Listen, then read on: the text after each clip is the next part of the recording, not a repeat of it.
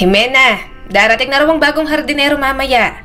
Kapag dumating na, samahan mo raw kay Ma'am Adelina dahil kakausapin niya. Sabi sa kanya ng mayordoma. Sumagot naman agad si Jimena. Opo, Manang Lupe. Nakatayo si Jimena sa ingrandeng pasilyo ng mansyon ng mga Laksamana. Tinatanggal niya ang mga alikabok na dumidikit sa mga istante. Ikalawang linggo pa lamang niya yon bilang isang kasambahay doon. At sa kabila ng labis na karangyaan sa paligid, parang kay lungkot ng mansyon. Wala siyang masyadong alam tungkol sa pamilya Laksamana maliban sa kung ano ang kailangan para sa kanyang trabaho. Sina Adelina at Falcon, ang mag-asawang amo niya ang madalas niyang nakikita. May nag-iisang anak ang mga ito at Andres ang pangalan. Wala ito roon at narinig niyang nag-aaral sa Europa ang binata. Yun ang narinig niya sa ilang mga kasambahay din doon. 3 na nga lang ang kanilang amo, wala pang isa. Mga ganitong bahay dapat ang tinitirhan ng maraming tao. Dapat mag-anak pa sina Sir Falcon at Ma'am Adelina. Usal ni Jimena habang naglilinis. Pagkatapos niya sa loob, pumunta naman siya sa labas para magwalis-walis ng mga tuyong dahon. Maya-maya, may napansin si Jimena na isang figurang nakatayo malapit sa mga flower bed. Ha? Sino yun? Siya na yata ang hardinero? Saad niya sa sarili. Kuya! Napalingon sa kanya ang lalaki na nakasuot ng itim na sombrero. Iniisip ni Jimena na ito na nga ang hardinero, pero parang may kakaiba sa postura nito. Hindi niya lang mawari kung ano. Halika rito, dalhin daw kita kay Ma'am Adelina kasi kakausapin ka raw niya. Tungkol sa mga halaman yata. Kanina ka pa sigurong hinihintay. Dapat kapag unang araw mo sa trabaho, maaga ka para naman gumandang first impression sa'yo. Komento ni Jimena sa binata. May kaunting ngisi sa mga labi ng matipunong lalaki. Maaga naman ako rito ah. Hindi mo siguro nakita. Nagtataka, nagpa siya si Jimena na lapitan ito. Nang makalapit siya, hindi niya masyadong maaninag ang mukha nito dahil sa sombrerong suot. Nang makita niya ang ngiti ng binata, parang pamilyar pero hindi niya matandaan kung saan niya huling nakita. Excuse me, mahina niyang sabi. Ikaw bang bagong hardinero na kinuha ni Ma'am Adelina? Hindi agad nakasagot ang lalaki pero muli itong umiti. Anong pangalan mo? Bago ka rito? Mahina siyang tumawa. Alam mo? Oo, bago ako rito. 2 linggo pa lang. Ako pala si Jimena. Ano, tara na? Inaasahan ka ni Ma'am Adelina sa loob ng bahay para ipaliwanag kung paano niya gustong ayusin ang hardin. Halika na. Gayunpaman, hindi nagsalita ang binata at mahina lang tumawa. Kumunot ang noon ni Jimena, pakiramdam na tila pinagtatawanan siya ng bagong hardinero.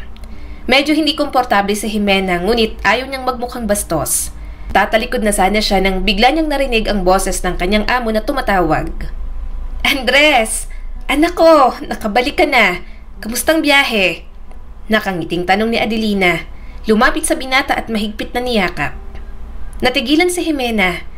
Alam niyang nasa Europa ang anak ni Adelina na si Andres at nag-aaral doon.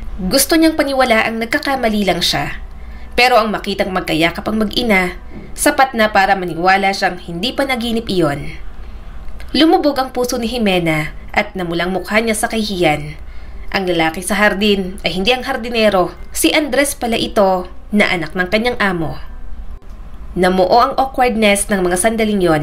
Parang may mabigat sa dibdib ni Jimena. Napagkamalan niyang simpleng hardinero ang anak ng kanyang amo. Ma'am, magandang umaga po. Sabi ng lalaking kararating lang. Ako po ang bagong hardinero. Ang pagkakamali ay napakalinaw, napakamangmang, kaya mabilis na tumalikod si Jimena at bumalik sa mansyon. Umaasa siyang walang makakapansin sa kanyang kahihiyan. Nice to meet you, Jimena, sabi ni Andres bago pa siya makaalis. Umawang ang bibig ni Adelina. Si Jimena. Oo, bagong kasambahay natin, anak. Napipilitan siyang tumingin. Magandang umaga po, Sir Andres. Pasensya na po. Napagkamalan ko po kayong hardinero. Napasinghap naman ang ginang. Anong hardinero? Mukha bang hardinero lamang ang anak ko? Tumawa naman si Andres. Ayos lang po, ma. Wala naman ding masama sa pagiging hardinero. Bukod doon, bago lang po siya rito kaya hindi niya po ako gaanong kilala. Tumango agad si Jimena.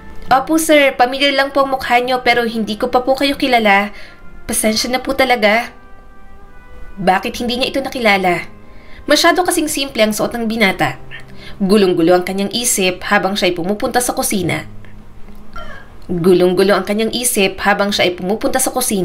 Nang dumating ang oras para sa pananghalian, mas lalo lang kinakabahan si Jimena. Hindi niya maiwasang isipin si Andres. Kanina lang niya ito nakita at ngayon, nandun ang binata, nakaupo sa hapagkainan. Nanginginig ang mga kamay niya habang nagsasali ng inumin sa baso. At hindi niya matagalan ang mga titig ni Andres. Habang naglalakad siya na may dalang tray ng pagkain, nahuli niyang nakatingin sa kanya si Andres. Nagtama ang mga mata nila at sumilay sa labi nito ang ngiti. Mabilis siyang umiwas ng tingin, kaya muntik niya pang mahulog ang laman ng tray. Jimena, mag-ingat ka naman. Bulong ni Manang Lupe sa kanya. Umayo siya ng tayo. Sorry po.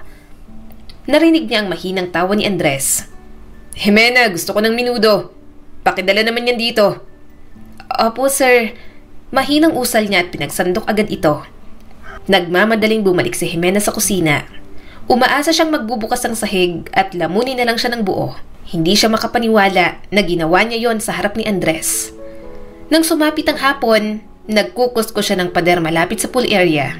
Gayunpaman, nasa isip niya pa rin ang nangyari kanina. Nagtagal ang kahihiyan at natagpuan niya ang kanyang sarili na bumubulong-bulong. Sinusumpa ang kanyang sarili dahil sa pagiging mangmang sa sitwasyon. Anong gagawin ko? Nakakahiya talaga. Paano kung nainsulto ko siya tapos tanggalin niya ako? Mahina niyang sabi habang natitigilan sa pagkuskos. Pero ngumingiti at tumatawa siya sa akin kanina. Anong ibig sabihin nun? Pahihirapan niya ba ako lalo sa trabaho? Bakit kasi hindi ko siya nakilala? Yung picture niyang nakita ko sa loob ng mansyon, ang payat niya pa ron, may salamin sa mga mata saka teenager pa. Nang makita ko siya ngayon, gwapo, matipuno at wala nang salamin sa mga mata. Paano ko siya makikilala, diba? Pwede mo naman akong kilalanin. Malalim ang boses na sabi ni Andres. Napasigaw si Jimena at napatalo na parang palakas sa gulat. Nang makita niya si Andres, napatayo siya sa labis na namang kahihiyan. Sorry po, Sir Andres. Kinakabahan niyang sabi. May pinipigil itong ngiti sa mga labi. Salamat sa mga papuri mo. Parang sobrang gwapo ko naman sa paglalarawan mo. Umawang ang bibig ni Jimena. Mukhang narinig nito lahat ng kanyang sinabi. Baka isipin pa nito na isa siyang baliw o may espiritong sumasanib sa kanya. Huwag kang mag-alala, Jimena. Sabi sa kanya ni Andres. Hindi ako masyadong mababaw para paalisin ka dahil lang sa kaunting hindi pagkakaunawaan. Napaawang ang bibig ni Jimena. Narinig mo po ba ako? Narinig niyo po lahat ng mga sinasabi ko? Tumango si Andres at may munting ngiti na sumilay sa mga labi nito. Ayos lang ang ginawa mo. Hindi mo kailangang pagalitan ng sarili mo nang dahil doon. Pakiramdam ni Jimena ay lalong namulang kanyang mukha. Ngunit bago pa siya makasagot, inabot na sa kanya ni Andres ang isang maliit na kahon. Heto, imported chocolates. Pwede ba tayong maging magkaibigan? Bumahan naman ang gulat kay Jimena. Magkaibigan po, pero boss po kita, Sir Andres. Bakit hindi? Nagkibit balikat si Andres. Mukhang mabait ka. Huwag mo akong tawaging sir. Andres na lang, Jimena. Isipin mo na lang na ako talagang hardinero na nakita mo kanina. Nabalot ng nakakatuwang katahimikan ng hangin nang kunin ni Jimena ang kahon. Gulat pa rin siya sa pakikitungo ng binata. Ngunit pagkatapos, habang nakatingin ito sa kanya, nagsimulang mawala ang kanyang kaba at napalitan ng maliit na ngiti. Salamat. Mahinang sabi ni Jimena at halos pabulong na. Salamat po sa pasalubong. Mahinang humalakhak si Andres. Magkaibigan na tayo ngayon, ha? Marahan siyang tumango. Sige, Andres. Hindi napigilan ni Jimena na makaramdam ng ginhawa. Nawala na ang bigat sa kanyang dibdib at mga labis na iniisip. At nakita niya ang sarili niyang umingiti sa uniko iho ng mga laksamana. Malapit nang sumapit ang 4:00 ng hapon nang matapos si Jimena sa pag-aayos ng kusina sa mansyon ng mga laksamana. Tapos na ang kanyang trabaho at handa na siyang umalis para sa araw na yon. Isinabit niya ang kanyang apron at inipon ang kanyang mga gamit. Aalis ka na? Tanong ni Manang Lupe sa kanya. Ayos na ba dyan? Tumango naman agad si Jimena. Opo, Manang. Nalinis ko na po lahat. Napabuntong hininga si Manang Lupe. Mabuti naman. Sige na. babalik ako sa kwarto. Sumasakit na naman ang likod ko. Salamat sa paggawa ng trabaho ko. Ngumiti naman siya. Okay lang po yon. Paglabas pa lang niya ng kusina ay may narinig na siyang yabag na papalapit. Lumingon siya at nakita niya si Andres na nakatayo sa pintuan. Baka sa mukha nito ang pagtataka. Aalis ka na? Tanong ng binata. Kahapon, hinanap kita. I mean, kagabi. Pero sabi ni Manang Lupe, umuwi ka na raw. Magalang nang umiti si Jimena at tumango. Oo, oras ko na para umalis. Stay out housemaid ako rito sa mansyon. Stay out? Tanong ni Andres. Bakit hindi ka nalang magstay in dito? Marami pa namang bakanteng kwarto. Isa pa, mapapagod ka lang kung pupunta ka rin naman dito kinabukasan. Hindi naman ako mapapagod. Parang ang exercise na rin kasi nakakalakad ako. Paliwanag ni Jimena. Pumupunta ako dito ng alas 4 ng umaga at aalis ako ng alas 4 ng hapon. Nakatira lang naman ako sa malapit kaya mas madali para sa akin na umuwi. Saka pinayagan naman ako ni Ma'am Adelina. Nagtaas ng isang kilay si Andres. Bakit hindi ka nalang magstay? Mas convenient kapag hindi ka na uuwi, di ba? Lumambot ang ekspresyon ni Jimena. Kaming dalawa lang ng nanay ko sa buhay. Kapag hindi pa ako umuwi, wala siyang kasama. Kawawa naman ang nanay ko. Hiniling ko na stay out dahil gusto kong nandyan kay nanay kahit may trabaho na ako. Hindi na siya kasing lakas ng dati, kaya kailangan ko siyang palaging tingnan at i-check. Natahimik sandali si Andres at parang pinuproseso ang kanyang mga salita. Sinamantala ni Jimena ang pagkakataon na kunin ang kanyang mga gamit at naghanda ng umalis. Paalam Andres, nakangiti niyang sabi dito.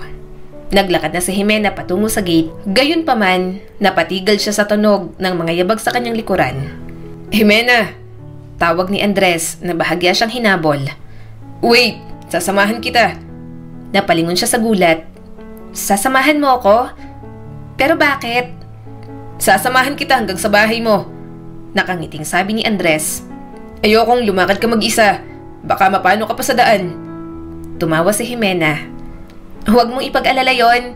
Ilang taon na ako naglalakad sa way pa uwi sa amin. Hindi naman ako napapahamak. Mababait naman din ang mga tao rito. Napakagatlabi si Andres. Gusto kitang makakwentuhan. Hindi ko magawa dahil may trabaho ako kanina at ayoko rin namang makastorbo sa trabaho mo, Jimena. Kaya ngayong pareho tayong libre. Sana kahit paglalakad lang papunta sa inyo, makakwentuhan kita. Hindi mapigilan ni Jimena. Mukhang gusto talaga siyang maging kaibigan ng binata. Hindi naman sa sinasabi niyang masama ang ugali ng mga magulang ni Andres. Pero kumpara kasi sa mga ito, mas mabait at mas mapagkumbaba si Andres. Pansin niya na agad iyon sa pakikitungo pa lang nito sa mga kasambahay at hindi mayayamang tao na katulad niya. Tumango si Jimena at napangiti na rin. Sige kung ganon, pero hindi naman sobrang layo, kaunting lakad lang. Siguro mga 4 na kanto, ganon. Pero kung hindi ka sanay sa lakaran, baka isipin mong malayo. Para sa akin kasi malapit na lang dahil araw-araw kong nilalakad. Dumaan sila sa mga hilera ng mga bahay at madaling dumaloy ang usapan sa pagitan nila. So, nag-aaral ka pa ba? Tanong ni Andres na nakatingin sa kanya habang naglalakad sila. Umiling si Jimena. Tumigil muna ako. Hindi pa namin kaya ni nanay. Nag-iipon ako ng pera para sa kolehiyo. Gusto ko kasing maging teacher balang araw. Napangiti naman si Andres. Maganda yon. Bagay sa'yo maging teacher. Humalakhak naman si Jimena. Thank you. Pero ikaw ang talagang gumagawa ng isang bagay na kahanga-hanga. Marami ako narinig tungkol sa'yo. Qualified kang mag-aral sa ibang bansa, tama ba? Kaya doon ka nakapagtapos ngayon. Sabi nila, matalino ka talaga. Humalakhak din si Andres at bahagyang umiwas ng tingin. Isa lang akong lalaki na mahilig magbasa ng libro. Wala namang espesyal. Napairap naman siya. Asus, pahambol pa to. Nagpatuloy ang kanilang usapan. Bawat isa sa kanila ay nagbabahagi ng mga piraso tungkol sa kanilang mga buhay. Yun ang unang pagkakataon na malayang nakausap ni Jimena ang isang tao mula sa mansyon at isa pa sa kanyang mga amo. Ang bait mo, no? Hindi napigilan ni Jimena na magkomento. Hindi ko naman sinasabi na masama ang ugali ng mga magulang mo, pero para kasing malayo ang ugali mo sa kanila. Pinalaki ako ng lola ko. Siya talagang mas naging hands-on sa akin kesa kay mama. Kaya siguro ganito ang ugali ko. Malumanay na sabi ni Andres. Hindi nagtagal, Narating nila ang lugar kung saan nakatira sa Jimena. Huminto siya at itinuro ang isang maliit na simpleng bahay sa dulo ng isang makipot na daanan. Huminto si Andres sa tabi niya at nakatingin sa bahay na may pag-uusisa. Itanagilid nito ang ulo at bahagyang kumunot ang noo. "Bahay niyo ba talaga yan ng nanay mo?" Tanong ni Andres at puno ng pag-aalalang boses. "Mukhang, maliit. Hindi ako sigurado. Safe ba kayo dyan ng nanay mo? Kahit sino madaling makakapasok sa ganyang klase ng bahay." Natawa si Jimena sa nag-aalalang tono nito. "Ilang taon na kaming nakatira dyan at huwag kang mag-alala dahil ligtas naman kami. Wala rin namang mangangahas na pumasok dahil wala namang kukunin na gamit sa amin. Ilang taon na kaming naninirahan dito at wala namang nangyayaring masama. Saka wala namang masasamang tao dito sa lugar natin.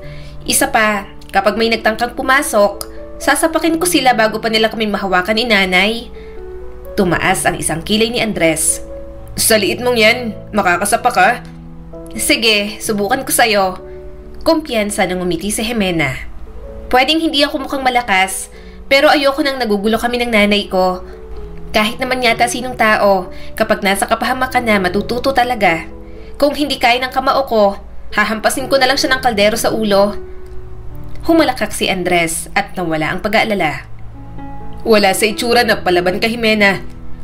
Ngumiti si Jimena pabalik at nakaramdam ng init sa kanyang dibdib. Yun ang unang pagkakataon na may nagpakita ng ganoong uri ng interes sa kanyang buhay. "Salamat at sinamahan mo ko, Andres," mahinang sabi ni Jimena. "Ang sarap mo palang kausap." Tumango si Andres at may sinseridad sa ekspresyon nito. "Anytime, Jimena. Masaya akong mas makilala ka pa." Dahil doon, lalo silang naging malapit ni Andres sa isa't isa. Alam niya na sa kabila ng mga hamon sa kanyang buhay, ang pagkakaroon ng kaibigan na katulad ni Andres, nagpapagaan kahit papaano sa lahat. Ang pagsama sa kanya ni Andres sa paglalakad pa uwi, naging rutina nila pareho. Nung una medyo awkward dahil hindi siya sanay na may kasama pa uwi, lalo na at amo niya pa. Ngunit sa paglipas ng panahon, naging mas komportable ang kanilang pag-uusap at nakita niya ang kanyang sarili na inaabangan palagi na makauwi sa bawat araw. Pinag-usapan nila ang lahat, ang buhay nito sa Europa, ang mga pangarap niyang maging guro, at maging ang maliit na detalye ng kanilang pang-araw-araw na buhay. Sa mga simpleng sandali, nakita ni Jimena ang sarili na mas malapit sa binata kesa sa kanyang inaasahan. Pero iba ng araw na yon, rest day ni Jimena at hindi siya magtatrabaho sa mansyon. Hindi niya tuloy makikita ng isang araw si Andres.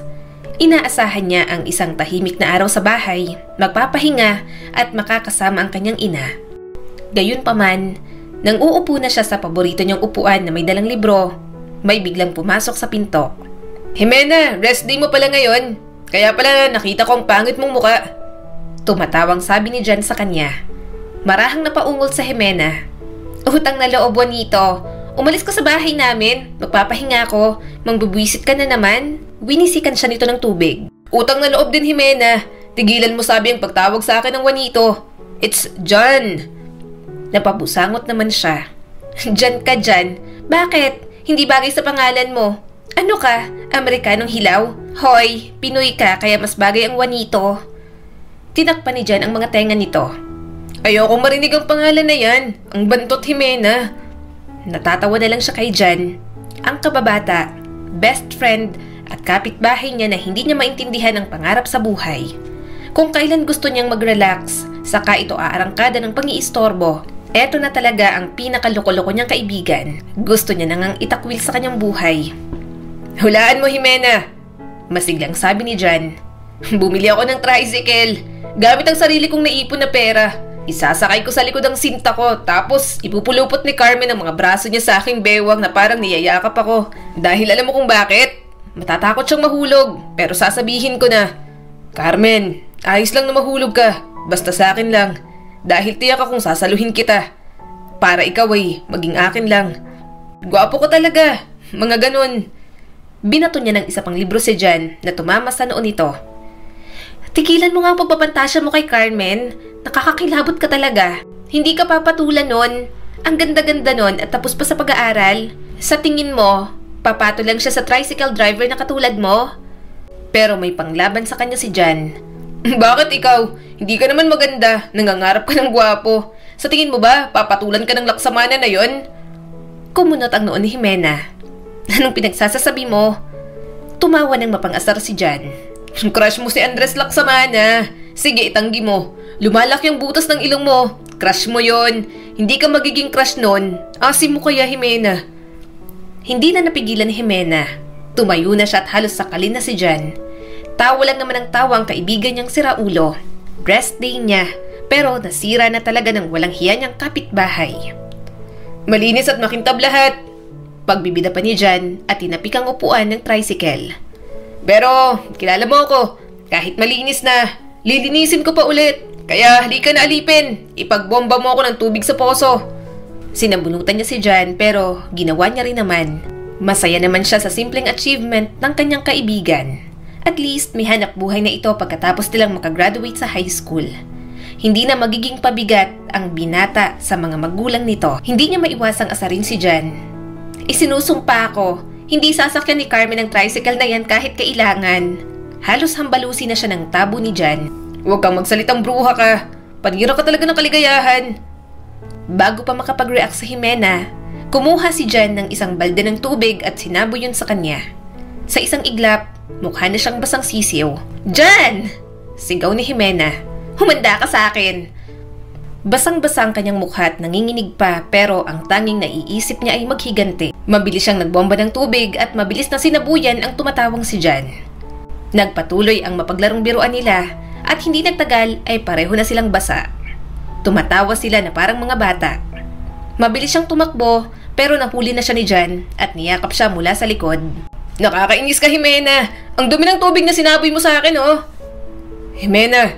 Usal ng boses ng isang lalaki. Natigilan si Jan nang makita si Andres sa likod ng gate nila na gawa sa kawayan. Tiningnan ng binata ang mga brasong nakapulupot sa kanya. Umiwas ito ng tingin at umigting ang panga. Ramdam ni Jimena ang isang alon ng gulat na bumalot sa kanya. Mabilis niyang inayos ang sarili. Sinusubukang ayusin ang kanyang buhok kahit na alam niyang wala na yung pag-asa. Nagmamadali siyang naglakad patungo sa gate at binuksan yun para kay Andres. Bakit ka nandito? Tanong ni Jimena. Sinulyapan siya ni Andres pagkatapos ay kay Jan bago ibinalik ang tingin sa kanya na bahagyang nakasimangot. Nag-aalala ako. Hindi ka pumunta sa mansyon ngayon at naisip ko na baka may sakit ka o ano. Okay ka lang ba? Pero mukha namang okay ka. Masaya ka pa nga. Napakagatlabi si Jimena. Ayos lang naman ako. Wala naman akong sakit. Rest day ko lang. Wala akong pasok kapag linggo. Maya-maya'y dumaan sa gitna nilang dalawa si Jan. Excuse me. Dadaan lang ang pogi. Tinatawag na ako ng nanay kong siga. Hindi niya alam kung matatawa ba siya. Sobrang sama ng tingin ni Andres kay Jan. Pero ang tokmol niyang kaibigan, wala man lang pakialam at hindi nakakaramdam. Bahagyang napailing si Andres. Oh, I see. Ganito bang pahinga mo? Nakikipaghabulan at yakapan sa boyfriend mo? Humagalpak ng tawa si Jimena. Hindi, kaibigan ko lang si Jan. Wala akong boyfriend. Matagal siyang tiningnan ni Andres. Hindi mabasa ang ekspresyon nito. Hindi sigurado si Jimena kung ano ang susunod na sasabihin. Dahil nandito ka na, gusto mo bang sumama sa amin sa hapunan namin ni nanay? Nagtaas ng kilay si Andres sa pagtataka. Dinner? Akala ko nagpapahinga ka na. Magbanlaw ka na. Oo nga, pero naisip ko lang na ayain ka. Sabi ni Jimena at medyo nahihiya na. Pero kung ayaw mo, okay lang din naman. Walang pag-aalinlangan, sumang-ayon si Andres at pumasok na sa kanilang bakuran. Mabilis na pinapasok ni Jimena sa loob ang kanyang amo. Pasensya ka na sa bahay namin. Mahinang sabi ni Jimena. Maliit lang pero malinis naman at maaliwalas. Medyo kinakabahan siya. Hindi naman enggrande ang bahay nila katulad ng mansyon ng mga Laksamana. Idagdag pang pagkain nila, malayo sa kinakain ni Andres. Hindi niya alam na bibisita ang binata kaya hindi niya napaghandaan. Hindi niya alam na nagluto ng sardinas na may patola ang kanyang ina. Habang nakaupo sila para kumain, napansin ni Jimena ang pag-aalinlangan ni Andres na tumingin sa mesa. Pasensya ka na, mahinang sabi ni Jimena. Hindi ko inaasahan na may bisita kaya wala akong espesyal na inihanda. Pwede akong bumili ng iba para sa'yo. Ano bang gusto mo? Agad namang umiling si Andres at kumuha ng kutsara at tinidor. Hindi na. Kakainin ko kahit anong ihain ninyo. Mukhang maayos naman. Nagulat si Jimena. Hindi niya napigilang mapangiti ng tipid. Kaaya-aya talaga ang pag-uugali ni Andres. Pinagmamasdan niya ito habang kumakain ng kanin na may sardinas. Hindi napigilan ni Jimena na tumawa ng mahina. Baka sumakit ang tiyan mo, Sir Andres. Sigurado ho ba kayo? Nag-aalalang tanong ng kanyang ina. Ngumiti naman si Andres bago tumango. Opo, hindi naman po ako maselan. At masarap naman po. Maraming salamat po sa pagkain. Nang matapos silang kumain, tumambay na muna silang dalawa sa labas. Akala ko mandidiri ka, sabi ni Jimena sa binata. Tumingin si Andres na may mapaglarong ngiti. Bakit naman ako mandidiri? Kung hindi mo ko inaya, baka hanggang ngayon, nagtatampo pa rin ako. Humalakhak si Jimena. Nagtatampo ka pala? Napabuntong hininga si Andres. Nagtatampo lang na hindi mo sinabi sa akin na may rest day ka pala at sa naabutan ko rin kanina. Tumaas ang mga kilay ni Jimena.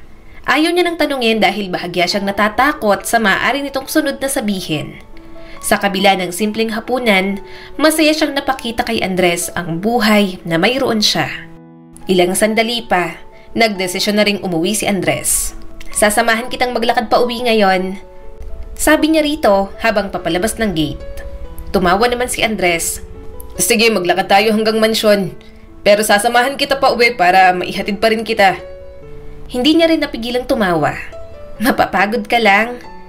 Alam ko, pero may oras pa ako, sabi ni Andres at inayos ang jacket nito. And besides, gusto kong maglakad kasama ka. Binibigyan tayo ng oras para makapag-usap pa. Nakaramdam si Jimena ng kaba sa kanyang dibdib. Kung ganon, sige, halika na. Habang naglalakad sila sa pamilyar na landas, madilim na sa paligid, mabuti na lang maliwanag ang buwan at mga bituin sa kalangitan. Saglit silang naglakad sa komportableng katahimikan. Tanging mga yabag lamang ng kanilang mga paa ang kanyang naririnig at ang mga tunog ng kuliglig sa paligid. Pagkaraan ng ilang minuto, sinulyapan pa siya ni Andres. So, may gusto ka ba kay John? Halos madapa si Jimena sa hindi inaasahang tanong. Tumingin siya sa binata at sinusubukang basahin ang ekspresyon nito. Ngunit ang tanging nakikita niya ay ang bakas na pag-uusisa sa mga mata ni Andres. Isang mahinang tawa ang pinakawalan ni Jimena para mabawasan ang kaba sa dibdib. Si John? Tanong niya't umiling. Hindi, childhood friend ko lang siya. Ilang taon na kaming magkakilala. Para ko na siyang kapatid at wala siyang gusto sa akin. Kay Carmen lang naguhugis puso ang mga mata ng lalaking yon. Tila medyo narelax si Andres sa kanyang naging tugon. Pero si Jimena naman ang hindi mapakali. Iniisip kung bakit nito natatanong iyon. Hindi niya sinalubong ang tingin ni Andres. Nakatutok lang ang mga mata niya sa unahan habang patuloy sa paglalakad. Mabuti naman kung ganun, mahinang sabi ni Andres. Napasulyap si Jimena sa binata. Bakit mo nga pala na itanong? Huminga ng malalim ang binata. Gusto mo ba ako, Jimena? Natigilan si Jimena at biglang bumilis ang tibok ng puso niya. Ano? Sorry, nabingi yata ako. Huminto sa paglalakad si Andres at humarap sa kanya. Gusto mo ba ako? Tulad ng higit pa sa isang kaibigan. Dahil gusto kong malaman kung ganito din ang nararamdaman mo. Saglit na natigilan si Jimena. Ang tanggihan ng binata ang una niyang instinct. Dahil paano siya magugustuhan ng isang katulad ni Andres, ang tanging uniko iho ng pamilya Laksamana. Isang lalaking sobrang yaman at napakatalino at isa lang siyang kasambahay. Kaya hindi niya maintindihan kung bakit tinatanong siya ng ganoon ni Andres. Ngunit bago pa man siya makasagot, muling nagsalita ang binata. Mas seryoso na ang tono nito. Sana mayroon din. Namumungay ang mga mata na sabi ni Andres. Dahil nahuhulog ako sa'yo, Jimena. Sa tingin ko, sobrang tindi na ng pagkahulog ko sa'yo. Kaya gusto kong malaman kung pareho rin ang nararamdaman mo. Bumuntong hininga si Jimena.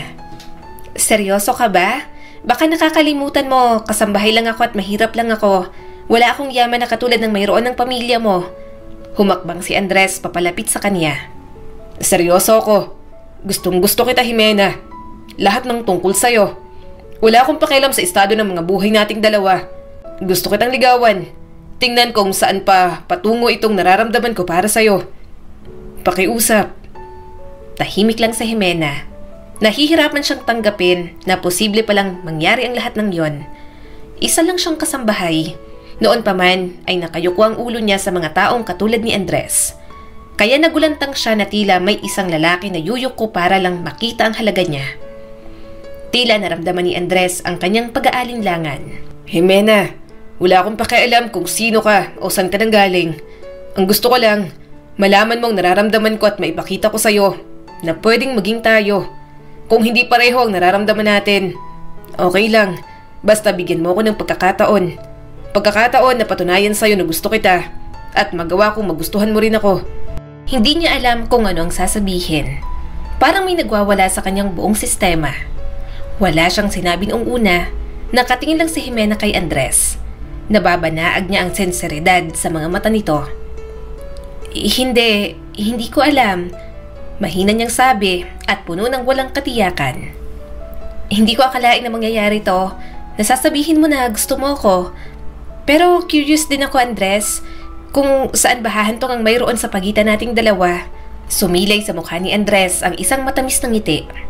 Nawala ang tensyon sa mga balikat ng binata. Inabot siya nito at marahang hinaplos ang pisngi niya. Maghihintay ako, Jimena. Gusto ko lang ng pagkakataon na ipakita sa iyo ang nararamdaman ko para makita kung saan to mapupunta. Saad ni Andres at punong-puno ng pagsusumamo. Walang kasiguraduhang desisyon para kay Jimena. Pero masaya siya dahil may gusto sa kanya ang lalaki na gustong-gusto niya rin. Kumakabog ang puso ni Jimena sa tuwing nakikita niya si Andres. Ang mga nakaraang buwan ay napuno ng mga tahimik na sandali ng koneksyon, mga pabulong na pangako at malalambing na mga tinginan. Natatawa na lang siya dahil wala namang nahahalata ang mga tao sa mansyon. Niligawan siya ni Andres sa paraang hindi mahahalata ng iba. Hiling niya na rin dahil ayaw niyang mapag-usapan ng ibang kasambahay. Bukod doon, hindi pa siya handa na malaman ng mga magulang ni Andres ang mayroon sa pagitan nila.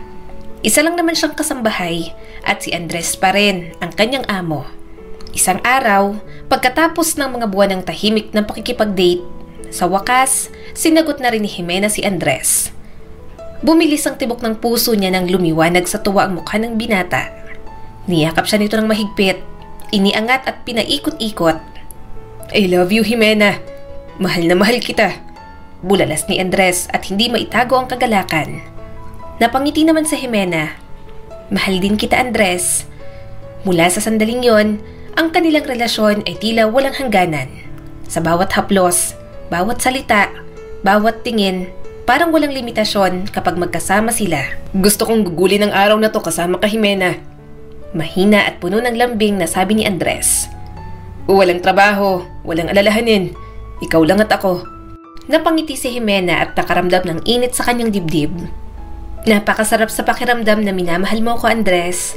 Nang hapong iyon, magkahawak kamay silang naglalakad sa dalampasigan. Masaya lang silang magkasama at parang walang iniisip na problema.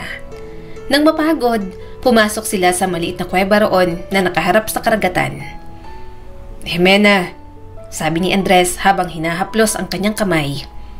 Gusto kitang ipakilala sa mga magulang ko. Gusto kong makilala kanila bilang girlfriend ko. Bumilis ang tibok ng puso niya, pero hindi niya alam kung sa kanya ba o kay Andres ang naririnig niya. Alam niyang mayaman, makapangyarihan at matatag ang pamilya nito. Ano kaya ang iisipin ng mga magulang ng binata sa isang katulad niya, isang simpleng kasambahay mula sa mahirap na pamilya? Namuo ang kanyang pagdududa at nanginginig ang kanyang boses. Sigurado ka ba? Paano kung hindi nila ako tanggapin? Isa lang akong kasambahay. Paano kung sa tingin nila hindi ako sapat para sa'yo? Marahan siyang hinarap ni Andres. Jimena, wala akong pakialam sa trabaho mo sa background mo. Ikaw ang babaeng mahal ko at gusto kong malaman yun ng pamilya ko. Pakakasalan kita balang araw, Jimena. At ayokong itago na lang ang relasyon natin. Ayokong maging isa ka lang lihim sa buhay ko. Pakakasalan mo ko? Namumuo ang mga luhang tanong ni Jimena. Naisip ko na baka laro lang sa'yo ang mayroon tayo na madali mo kong pakawalan kapag nabagot ka na. Nagdilim ang ekspresyon ni Andres. Huwag mong isipin yan. Hindi kita hinabol at niligawan para makipaglaro lang, Jimena. Seryoso ako. Mahal kita at gusto kitang pakasalan. Tumulo ang mga luha ni Jimena. Biglang nalusaw lahat ng kanyang mga pagdududa. Masyado siyang natatakot sa pag-ibig ni Andres para sa kanya. Kaya pinipilit niya na lamang ang sarili na isipin na yon ay pansamantala. Ngunit nang marinig niya itong magsalita ng may katiyakan, hindi niya na maitatanggi ang katotohanan. Patawarin mo ko, Andres. Bulong ni Jimena. I'm sorry sa pagdududa ko sa'yo. Natatakot lang talaga ako sa mga posible pang pwedeng mangyari sa relasyon nating dalawa. Marahan siyang niyakap ni Andres. Gusto ko lang na magtiwala ka sa akin, Jimena. Kailangan kong malaman mo na hindi lang ito panandali ang sandali para sa akin. May tiwala ako sa'yo. Pasensya na. Mahal naman talaga kita. Puno ng sinseridad na wika ni Jimena. Puno ng sinseridad na sabi ni Jimena. Isang mahabang hininga ang pinakawala ni Andres. Ang kamay nito ay marahang humawak sa pisngi niya at marahang inilapat ang mga labi sa kanya. Marahan lang nung una, halos taga-alangan pa ngunit hindi nagtagal ay lumalim din naman. At pakiramdam ni Jimena, parang naglaho ang lahat sa mundo. Naroon lang si Andres, siya at ang kanilang pagmamahalan. Damang-dama ni Jimena ang bugso ng damdamin, kaligayahan, ginhawa at pananabik para sa hinaharap. Kasama niya si Andres, ang lalaking mahal niya at yun lang ang mahalaga. Maya-maya, magkatabi na silang nakahiga.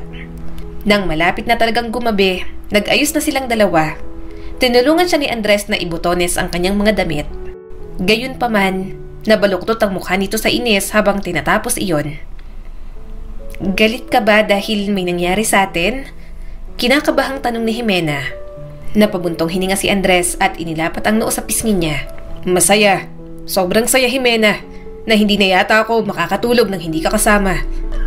Naiinis lang ako sa sarili ko na hindi ako nakapagpigil pagdating sa'yo. Hindi ito ang pagkakataon at lugar na naiisip ko na magagawa natin ang una nating halik. Lapat pa lang ng mga labi may nangyari na agad sa ating dalawa. Siguradong nabigla kita dahil ako lang naman ang naging boyfriend mo. Dapat nasa kama, hindi dito sa labas at sa buhanginan pa. Tumawa si Jimena. Hindi naman big deal sa akin, Andres. Lahat ng ginawa natin, espesyal para sa akin. Saka magandang lugar naman dito ah. Saka okay lang, kasi hindi ko rin naman makakalimutan ang una kong karanasan. At higit sa lahat, ibinigay ko ang aking sarili sa'yo, ang aking pag-ibig, ang aking puso at ang lahat sa akin. Wala akong pinagsisisihan, Andres. Nakangiting umiling si Andres nang matapos nitong ayusin ang kanyang damit. Palagi mo talaga akong sinusurpresa, kahit sa mga simpleng salita mo lang, Jimena. Napangiti si Jimena. Naramdaman niya pa rin ang init ng haplos nito. Masaya siyang ginawa niya yon kasama ang taong minamahal niya. Subalit ang kasiyahan na yon, mukhang babawiin na agad sa kanila ni Andres. Umupo si Jimena sa tabi ng bintana. Nakatingin siya sa ulan habang walang tigil ang pagbuhos. Mabigat ang kanyang dibdib dahil aalis na si Andres para bumalik sa Europa. May aasikasuhin ito roon sa mga dokumento nito at mawawala ng ilang buwan. Pipilitin kong matapos agad para makabalik ako. Pinataka ni Andres ng halik ang kanyang balikat. Pangako yan. Napabuntong hininga si Jimena. Mamimiss kita. Nasanay akong araw-araw kang nasa tabi ko. Kahit ako nasanay na rin. Nahihirapan na ako na wala ka sa tabi ko. Kaya pagbalik ko, Jimena, pakakasalan na kita. Saan ni Andres at puno ng determinasyon. Wala nang itatago, wala nang sikreto. Sasabihin ko na sa mga magulang ko ang lahat. Ipaglalaban kita kahit anong mangyari. Buong pusong naniwala si Jimena sa kanyang boyfriend. Nagtiwala siya sa binata sa paraang hindi niya pinagkakatiwalaan ang kahit na sino. Pero ngayon, tila bumaliktad ang mundo ni Jimena. Biglang nagkasakit ang kanyang ina. Yun ay isang bagay na hindi niya maaring baliwalain. Kritikal ang kalagayan nito, kaya isinugod na nila sa ospital. Sinabi ng mga doktor na kailangan ng agarang operasyon ng kanyang ina. Wala siyang pera. Bumalot ang desperasyon at takot sa dibdib ni Jimena. At isa lang ang tanging tao na naiisip niya na pwedeng makatulong sa kanya. Walang iba kundi si Andres. Pero nasa Europa ang kanyang nobyo, kaya naisipan niyang sa mga magulang na lang nito humingi ng tulong. Hindi niya hahayaang mamatay ang kanyang ina at hindi niya kayang mawala ito. Wala siyang choice kundi ang humingi ng tulong. Nanginginig ang mga kamay at punong-puno ng pangamba. Tinahak niya ang daan patungo sa mansyon ng mga laksamana. Pagdating ni Jimena, ipinaliwanag niya ang sitwasyon sa mga magulang ni Andres. Nanginginig ang boses niya, ngunit alam niya na kailangan niyang magmakaawa. Maaari ka naming bigyan ng pera, Jimena, sabi ng ama ni Andres na si Falcon. Ngunit may mga kondisyon na kailangan mong sundin. Ano pong mga kondisyon? Nanginginig ang boses ni Jimena habang nakatayo sa harap ng mga magulang ni Andres. Makipaghiwalay ka kay Andres, mataray na sabi ng ina ng binata na si Adelina. Iiwan mo siya at hindi ka na babalik. Aalis ko sa lugar na ito bago siya bumalik at hindi ka na muling lalapit sa kanya kahit na kailan. Nangilid ang mga luha ni Jimena. Hindi ko po magagawa yon. Mahal ko po si Andres. Hindi ko po siya kayang iwan. Tumigas ang ekspresyon sa mukha ni Falcon. Hindi ka nababagay sa kanya, Jimena. May nakatakda ng fiancé si Andres at hindi ikaw yun. Dapat na magpakasal si Andres sa isang tao mula sa mga katulad din namin. Isang taong karapat-dapat sa pangalan ng kanyang pamilya. Isa kang kasambahay. Hindi kanya pakakasalan. Hindi kami papayag. Isa ka lang laruan para sa kanya. Isang pansamantalang bagay. Hindi ka ba nahihiya sa sarili mo?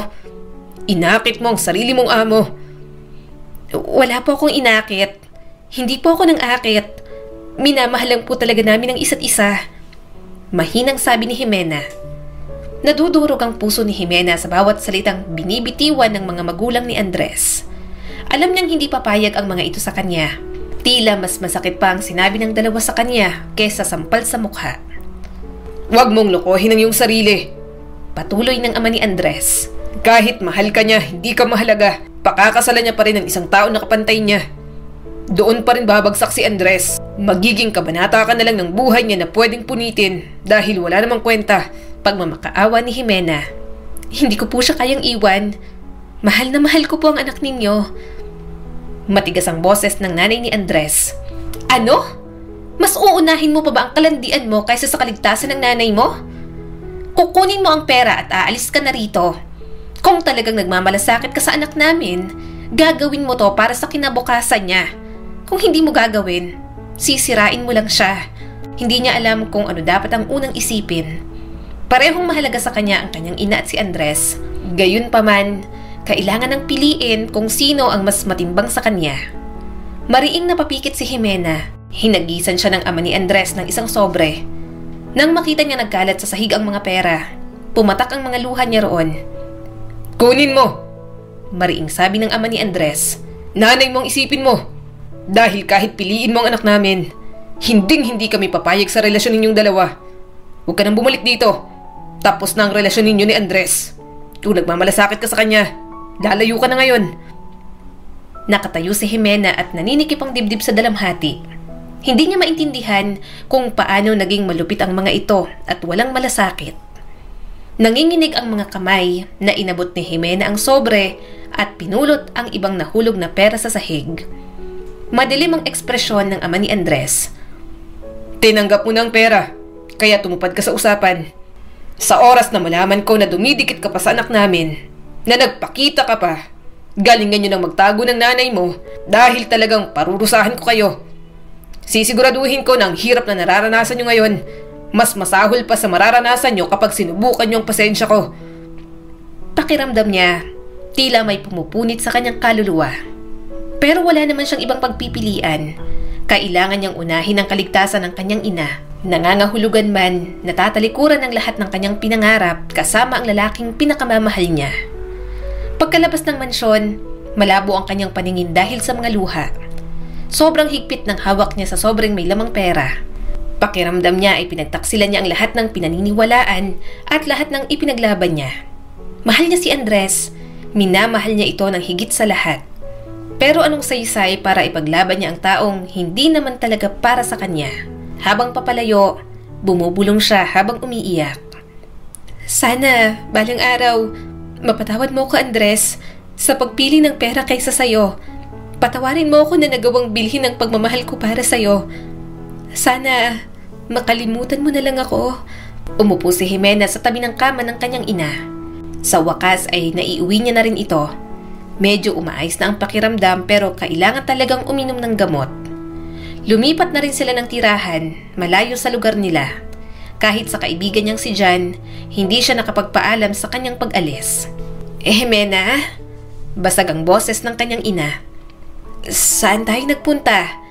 Bakit tayo umalis sa bayan natin? Ano nangyari? Saglit na nag-alinlangan si Jimena. Natatakot siyang sabihin ang totoo. Gusto niyang itago sa lahat. Ang tungkol kay Andres, sa mga dati niyang amo, sa perang naging kapalit at sa lahat ng nagpapasakit sa kanyang kalooban.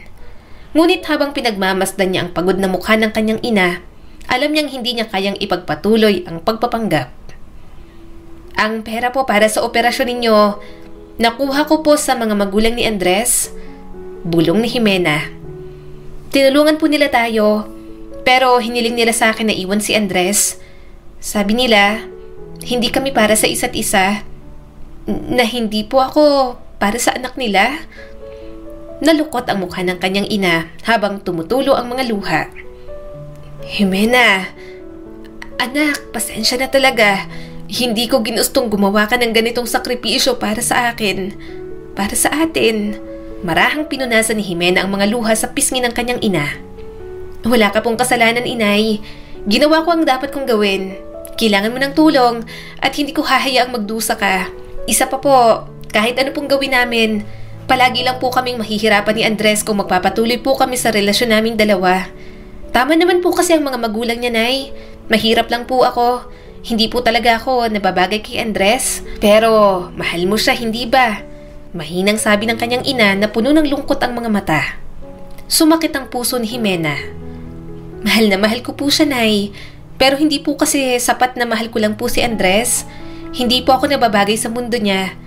Deserve niya po ng taong kayang makibagay sa mundo na mayroon siya. Isang taong makakatugon sa mga inaasahan po ng pamilya niya sa kanya. Mas malayang tumulo ang mga luha nito. Pasensya na, Jimena. Hindi ko dapat hinayaan na ma-inlove ka sa kanya kung ganito lang. Kahit paano kasi, naniniwala naman ako na may ipaglalaban ka ni Andres. Umiling si Jimena. Ipaglalaban po ako ni Andres at yun po ang ayokong mangyari. Pinagpalit ko lang po siya dahil sa pera, gayong mahal na mahal niya naman po ako. Minsan hindi po sapat ang pag-ibig para baguhin ang takbo ng mga buhay namin. Alam ko pong lalaban si Andres para sa aming dalawa, pero ako na po ang pumiling bumitiw. Mag-move on na lang po ako. Lumipas ang mga araw at bagamat sinubukan ni Jimena na isang tabi ang kanyang nararamdaman, may isang bagay sa loob niya na ayaw bitiwan. Sinubukan niyang tumuon sa pag-aalaga sa kanyang ina, ngunit habang lumilipas ang mga araw, nagsimula siyang makapansin ng kakaiba. Ang pagduduwal, ang pagkahilo, ang pagod, lahat ng mga senyales na minsan niyang narinig, ngunit hindi niya akalaing mararanasan din niya. Lahat ng mga senyales na minsan niya nang narinig, ngunit hindi niya akalain na mararanasan niya na. Noong una, sinubukan niyang huwag pansinin iyon. Naging maingat siya sa sarili niya dahil baka nga may dinadala na siyang sanggol sa kanyang sinapupunan. Pero natatakot pa rin siyang kumpirmahin yon sa kanyang sarili. Hanggang sa lumaki na ang kanyang tiyan at hindi na maitatago pa. Hindi ko po alam ang sasabihin ko, Nay. Humihikbi si Jimena. Hindi ko po ginustong mangyari to habang magulo ang lahat. Kawawa lang po ang baby namin ni Andres. Hindi ko po alam kung ano ang gagawin ko. Hinawakan siya ng kanyang ina. Dapat sabihin mo kay Andres, Jimena. May karapatan siyang malaman. Baka gusto kanyang makasama para tulungan kang palakihin ng bata. Umiling si Jimena. Hindi ko po kaya, Nay. Siguradong galit po siya sa akin. Hindi ko siya kayang harapin pagkatapos ng ginawa ko. Matapos tanggapin ang pera mula sa kanyang mga magulang. Matapos ko pong wasakin ang puso niya. At may kasunduan po kami ng mga magulang niya. Nagbanta po sa akin si Sir Falcon at ayoko nang subukan pang sumuway. Baka mas lalo lang silang magalit at may gawing hindi maganda sa aming mag-ina kapag nalaman po nilang buntis ako. Wala po akong karapatang hilingin kay Andres na maging bahagi nito. Lalong umiyak ang kanyang ina at niyakap siya ng mahigpit. Pasensya ka na, Jimena. Kasalanan ko ito. Dapat hinayaan mo na lang akong mawala. Hindi ko ginustong mangyari ito sa'yo. Ayoko magdusa kayo ng apo ko. Pinunasan ni Jimena ang kanyang mga luha. Mahina ngunit matatag ang boses. Wala po kayong kasalanan, inay. Hindi lang po talaga kami siguro para sa isa't isa. Hindi po kami sapat ng anak ko para matanggap ng mundo nilang mayayaman. Isa lang po akong kasambahay at gusto po ng mga magulang niya na maikasal po siya sa mayaman din. Hindi mapigilan ni Jimena na makaramdam ng kawalan ng pag-asa. Minahal niya man ng buong puso si Andres. Alam niyang hindi na pwede. At ngayon, sa paglaki ng bata sa kanyang sinapupunan, lalo lang lumawak ang agwat sa pagitan nilang dalawa. Palalakihin ko po ng mag-isang batang tunay. Mahinang sabi ni Jimena. Hahanap po ako ng paraan. Ayoko na pong gambalain pa si Andres. Habang niyayakap niya ang kanyang ina, ang bigat ng kanyang desisyon ay bumagsak sa kanya. Bubuhayin ni Jimena ang bata. Hindi na dapat siya maging tulad ng babaeng minahal ni Andres, kundi bilang isang ina na may alaala ng isang pag-ibig na hindi para sa kanya. Sa buong pagbubuntis, kasama niya ang kanyang ina. Komadron na lamang ang nagpaanak sa kanya. Nang malaman ni Jimena na lalaki ang kanyang anak, labis ang galak ng kanyang puso. Anong pangalan ng apo ko? Tanong ng kanyang ina. Napangiti naman siya. Noah po, Nay. Gusto ko po siyang pangalanan na Noah. Nang makita ko po siya, parang pahinga po siya sa lahat ng mga problema ko. Kahit hirap na hirap, inalagaan niya at itinaguyod si Noah. 2 taon ang lumipas, bumalik ang sakit ng kanyang ina. At sa pagkakataong yon, ayaw nang magpa-opera nito. Kaya nang pumanaw ng nanay niya, napuno ng kalungkutan ng kanyang puso. Gayunpaman, alam niyang kailangan niyang bumangon. Kailangan ni Jimena na magpatuloy sa buhay. Kailangan ni Noah ng isang ina na maaasahan nito. Alam mo, Jimena, bata ka pa. Bakit hindi mo subukan ang swerte mo sa abroad? Maaari kang kumita ng mas maraming pera doon. Sabi ng kanyang katrabaho sa eatery na si Nena. Tumingala si Jimena mula sa kanyang ginagawa. Sa ibang bansa? Hindi ko pa naiisip mag-abroad. Bata pa si Noah at kailangan pang intindihin. Tumango naman si Nena. Yan ang dahilan kung bakit dapat kang pumunta. Ihabilin mo na lang sa ibang kamag-anak mo. Sigurado namang may mag-aalaga dyan. Mapapadalhan mo naman ang perang panggastos. Ayaw mo ba nun? Mas gaganda ang buhay niyong mag-ina. Isipin mo, hindi ganun kahaba ang 3 taon na kontrata. Makakaipon ka pa kasi isa lang naman ang iniintindi mo. Hindi siya sigurado kung gagawin niya ang desisyong yon. Pero 3 taon pa lang si Noah, parang hindi ko siya kayang iwan ng ganun katagal. Umiling si Nena. Ganyan naman talagang sistema ng mga OFW. Kailangan magtiis at magsakripisyo ng malayo sa pamilya para lang mabigyan ng magandang buhay. 3 taon lang yon. Kapag masyado kang abala, hindi mo na mapapansin ang panahon na mabilis na lumilipas. Nakagat ni Jimena ang kanyang labi. Gusto niyang i-consider ang pag-abroad. Bumabaha din ang guilt sa kanya dahil hindi niya mabigyan ng magandang buhay si Noah. Kahit na siya'y nagtatrabaho ng walang pagod, ang pera ay hindi kailanman naging sapat. Nakatambak ang mga bayarin at may mga pagkakataong nauuna pa ang mga pangangailangan ni Noah. Nakakalimutan na lang talaga ni Jimena ang sarili. Bigla niyang naalala ang kanyang ina. Wala siyang ipong pera kaya hindi na rin talaga nadala pa sa ospital. Kaya kapag may mga emergency, natatakot na talaga si Jimena. Hindi niya alam kung saan huhugot ng pera. Kaya natagpuan na lang ni Jimena ang sarili, nag-iipon para sa pag-aayos ng requirements niya. Inasikaso niya yun ng ilang taon hanggang sa nagkaroon ng pagkakataon na makapunta na siya sa ibang bansa. Kayo nang bahala sa anak ko, ha? Malungkot na bilin ni Jimena sa pinsan niyang si Ruth. Tumango naman ang pinsan niya. Oo, ako nang bahala sa anak mo. Aalagaan namin siya ng asawa ko. Basta ayusin mong padala mo para naman hindi magalawang budget namin at maibigay sa anak mo. Tumango naman si Jimena. Umupo siya at bahagyang hinila si Noah. Mahigpit niya itong niyakap. Aalis ka po, Mama? Tanong ni Noah sa kanya. Tumango naman siya. Oo, aalis ako, anak. Magtatrabaho ang Mama sa malayo para mabili ko lahat ng pagkain na toys na gusto mo. 3 taon si Mama ron. Dito ka muna kay Tita Ruth mo, ha? Aalagaan ka naman nila rito. Saka palagi akong tatawag kahit mahalang tawag. Tumango si Noah at malambing na yumakap sa kanya. Mamimiss po kita, Mama. I love you. Napangiti naman siya. I love you too, anak. Pumunta na nga siya sa ibang bansa.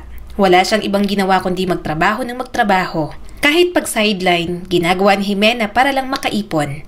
Kapag natatawagan ng anak niya, o kaya may pinapadalang larawan si Ruth sa kanya, mas lalo siyang ginaganahan. Gustong-gusto niya nang matapos ang kontrata, makauwi na at makapiling ng anak niyang lumalaki na. Anak, bakit hindi ka nagsasalita? Kausapin mo naman si Mama. Miss ko nang marinig ang boses mo, anak. Nalulungkot na sabi ni Jimena. Mama, usal ng anak niya. Mama, napangiti naman si Jimena. Gayunpaman, yun lang ang tangi niyang narinig kay Noah. Iniisip niya tuloy na lumalayo na ang loob ng anak niya sa kanya. Bakit hindi nagsasalita si Noah? Okay lang ba siya? Tanong ni Jimena kay Ruth. Sumagot naman ang pinsan niyang nasa kabilang linya. Oo, ayos naman dito si Noah. Ewan ko ba rito? Habang lumalaki, mas tumatahimik. Minsan nga matigas na ang ulo. Hindi na nakikinig talaga. Siguro dahil nga lalaki kaya nagiging sutil. Napabuntong hininga na lang sa Jimena. Kailangan niya na talagang umuwi. Dapat na siya ang mas gumagabay sa kanyang anak. Oo nga pala Jimena, saad ng kanyang pinsan, tunog nagpapaalala. Kailan mo pala ipapadalang pangbayad ng tuition fee ni Noah? Hindi ba sabi mo sa private mo siya ipapasok? Nagtanong na kasi ako sa school na gusto mo para sa anak mo. Kailangan daw bayaran ng buong school year. Napakagatlabi si Jimena. Sige ipapadala ko. Nawala na sa isip ko. Basta, please, pakiingatan ang anak ko ha. Gusto kong malaman kung may improvement siya dyan. Binigyan naman siya ni Ruth ng mga nakakapanatag na salita. Kaya kahit paano, kampante siyang naaalagaan ng kanyang anak. Gayunpaman, sa pag-uwi ni Jimena, mukhang malayo sa iniisip niyang magandang buhay ang sinapit ni Noah. Tita Jimena? Gulantang na tanong ng anak ni Ruth. Kumunot ang noo niya.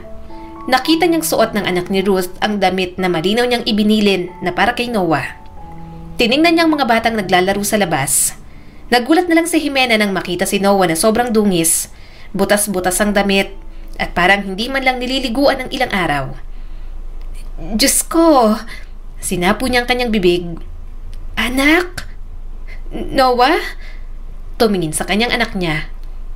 Mama? Mabilis niya itong niyakap nang sumugod ito sa kanya. Namumuo ang kanyang mga luha sa pangungulila at nanginginig ang katawan sa sobrang galit. Marahan niyang hinawakan si Noah. Bakit ganitong itsura mo? Hindi ka ba inaalagaan ng maayos ng Tita Ruth mo? Ha? Umiling ang kanyang anak at tumahimik na lang. Gayunpaman, mahigpit pa rin ang hawak ni Noah sa kanya. Para bang gusto nitong sabihin na ayaw na siyang mawala. Ruth! Anong kalokohan to? Akala ko inaalagaan mo ng maayos ang anak ko. Galit niyang sigaw kay Ruth.